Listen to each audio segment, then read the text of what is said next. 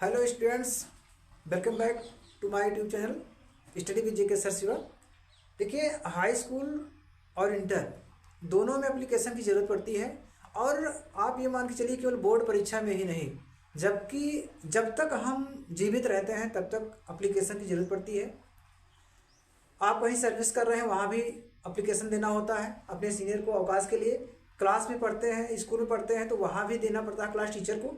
तो चलिए, आज हम एप्लीकेशन लिखाना आपको सिखाएंगे।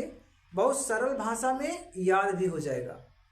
सरल भाषा में लिखना सिखाते हैं। देखिए, मायने रखता है कि यहाँ नियम आप किस प्रकार से लिखते हैं।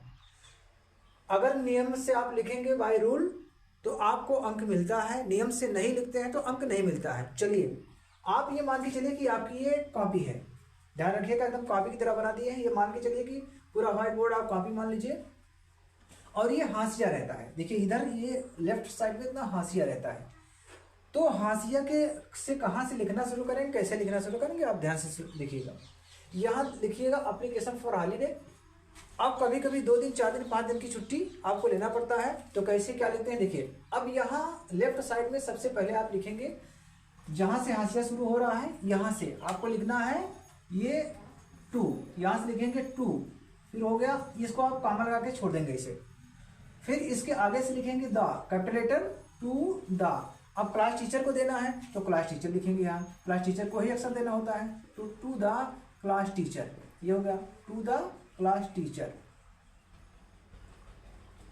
अब इसके बाद स्कूल का नाम लिखना है। स्कूल का नाम मान लीजिए, आपके स्कूल का नाम जो है कुछ भी हो, आरबी इंटर कॉलेज मान लीजिए, लिख देते हैं आरबी इंटर कॉलेज, जो भी होगा इस तरह से इंटर कॉलेज, ये हो गया मान लीजिए।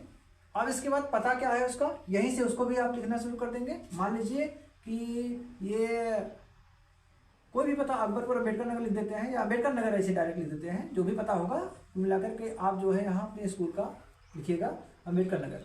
चलिए, ये आप लिख देते हैं। चलिए, इतना हो गया, यहाँ तक समझ आया। 2 यहाँ लिखेंगे, कॉमा लगाने के बाद द क्लास टीचर आपको लिखना है, या फिर आप जो है यहाँ क्लास टीचर के बाद यहाँ प्रिंसिपल को अगर देना है, टू द प्रिंसिपल भी आप लिख करके यहाँ लिख सकते हैं, टू द प्रिंसिपल, प्रिंसिपल।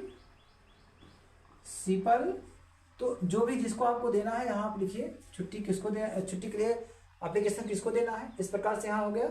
अब देखिए, फिर आप 2 के नीचे आएंगे, फिर आपको 2 के नीचे आना रहेगा, यहाँ लिखेंगे सर, 2 के नीचे लिखेंगे सर, फिर यहाँ कॉमा लगा करके छोड़ देंगे, फिर नेक्स्ट लाइन से लिखेंगे। इसका अर्थ ये होता है कि जब आप लाइन से, अगले लाइन में लिखते हैं, कहते हैं लाइन छोड़कर लिखिए।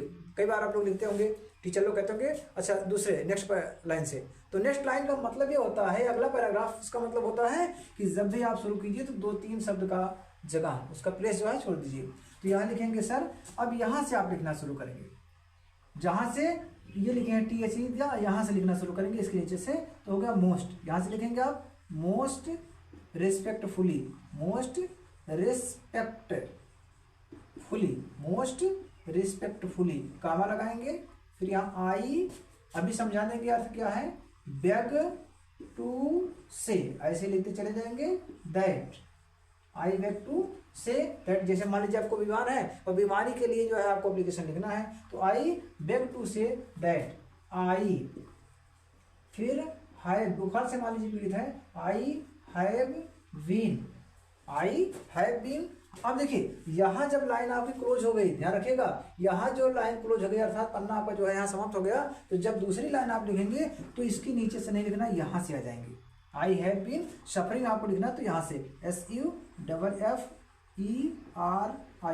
अब यहाँ से लिखेंगे, ना कि इसके नीचे से लिखेंगे। यहाँ तो आपको लाइन छोड़ी गई, आप लाइन छोड़े थे इसलिए यहाँ से लिख रहे थे।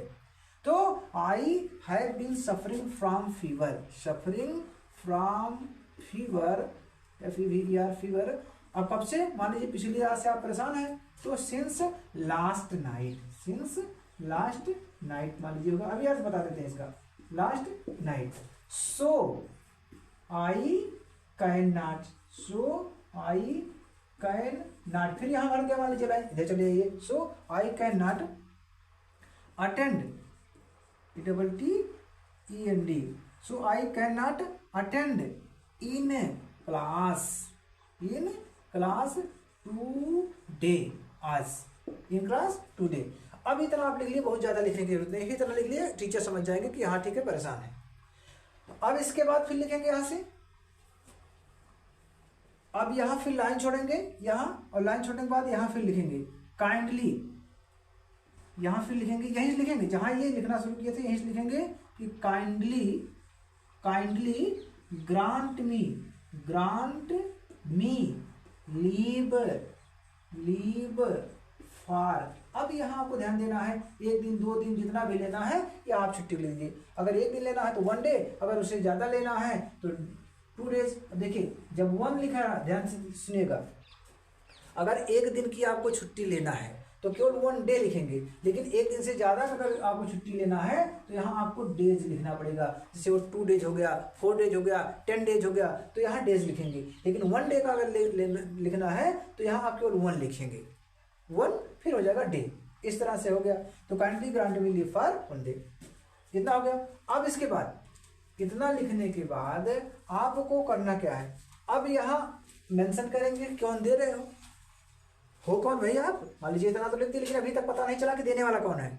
अभी तक यहाँ ये पता नहीं चला कि ये कौन सा लड़का है, कौन दे रहा है, किस क्लास का है। तो आप यहाँ लिखेंगे, इतना लिखने के बाद ध्यान रखिएगा आधा पेज, मान लीजिए ये है, आधे पेज से उधर होना चाहिए, इधर नहीं, ना तो बीच में, ना तो एकदम कोने में, और ना इस कोने में, तो आधे से उधर होना चाहिए। तो यहाँ आप लिखेंगे यहाँ से योर ओबेडिएंटली, ओबेडिएंटली, योर ओबेडिएंटली पुपिल। ध्यान रखिएगा पुपिल लिखेंगे, प्यूपल मत लिखिएगा, ये पुपिल वाले शिष्य होता है। देखिए यहाँ बता दें आपको, ये एक होता है PEOPLE प्यूपल, पीपल लोग पढ़ते हैं इसको, इसका मतलब लोग होता है, लेकिन आपको इसको नहीं लिखना है, आपको पुपिल लिखना है। पुपिल, पुपिल मीन्स होता है शिष्य या शिष्या, दोनों होता है, शिष्य या शिष्या, ये ध्यान रखेंगे। तो आपको पुपिल लिखना है, ना कि प्यूपल लिखना है।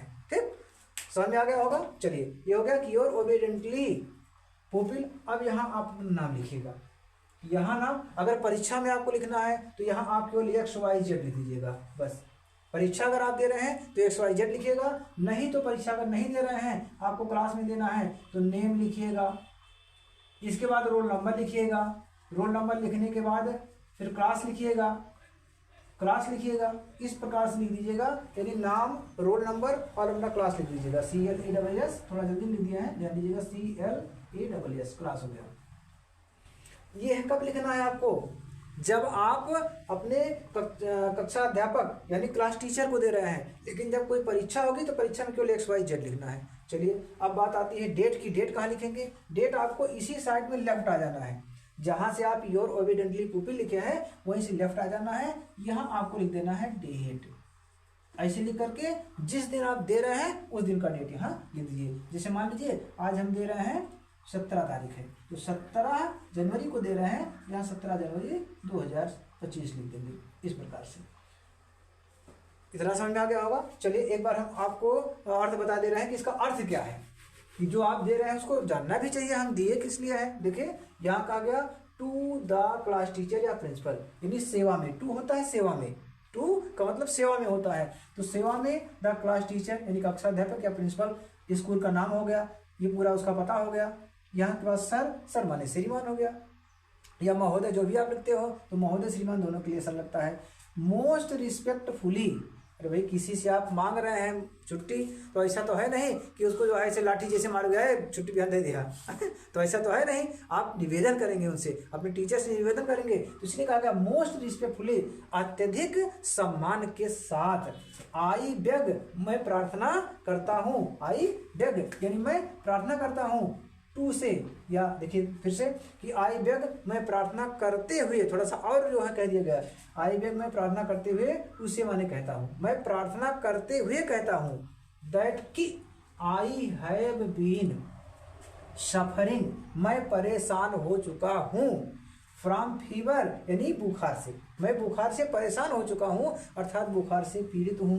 कब से हूँ, सिंस लास्ट नाइट, पिछली रात से। जैसे मान लीजिए पढ़ करके 16 तारीख को गए आप, और 16 तारीख को जैसे गए शाम को पहुंचे, और पहुंचने के बाद जो है आपको बुखार हो गया, और जब बुखार उसी शाम को हो गया तो अगले दिन ही तो आपको देना रहेगा प्रार्थना पत्र, एप्लीकेशन तो वही कह रहा है कि पिछली रात से मैं परेशान हो गया, सो आई कैन नॉट अटेंड, इसलिए मैं अटेंड नहीं हो पाऊंगा, उपस्थित नहीं हो पाऊंगा इन द क्लास टूडे, आज। इन द क्लास यानी कक्षा में, और टूडे माने आज, तो कक्षा में हम आज उपस्थित नहीं हो पाऊंगा। इतना आप उनको बता दिए और समझ गए कि लड़का बीमार है। फिर आपको लिखना है कि काइंडली ग्रांट मी लीव, काइंडली माने कृपया, ग्रांट में स्वीकार कीजिए, ग्रांट स्वीकार कीजिए, मी ग्रांट मी लीव यानी मेरी अवकाश, मेरा छुट्टी, मेरा अवकाश जो है स्वीकार कीजिए। कितने दिन के लिए? फॉर 1 डे अगर कह रहे हैं तो 1 डे, और 2 डेज, 3 डेज, 4 डेज, जितना भी लेना चाहिए तो यहाँ लिख दीजिएगा।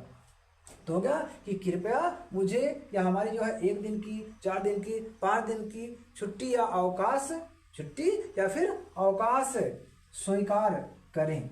इतना हो गया। अब ये जो आप यहाँ लिखते हैं कि योर ओबीडेंटली प्यूपिल, ये क्या होता है? योर माने आपका, ओबीडेंटली माने आज्ञाकारी, पुपिल माने शिष्य या शिष्या। कोई लड़की है तब भी वो पुपिल लिखेगी, कोई लड़का है वो भी पुपिल लिखेगा। हिंदी में होगा अगर कोई लड़की है तो आपकी आज्ञाकारी शिष्या, आपकी आज्ञाकारी शिष्या। कोई अगर मान लीजिए लड़का है तो आपका आज्ञाकारी शिष्य। दोनों में बता दिए हैं, ध्यान दीजिएगा, दोनों में बता दिए हैं। अगर इंग्लिश का ट्रांसलेट आप जो है हिंदी में कर देते हैं तो आपका प्रार्थना पत्र हिंदी में हो जाएगा, और अगर इंग्लिश में आपको देना है तो इस प्रकार से इंग्लिश में ही देगा। आशा करते हैं कि आप लोग समझ गए होंगे। अगर समझ गए हो तो इसको रट लीजिएगा, आपके बहुत काम आएगा। और लास्ट तक वीडियो को देखने के लिए मेनी थैंक्स। अपना ख्याल रखिए, अपने परिवार वालों का ख्याल रखिए। धन्यवाद।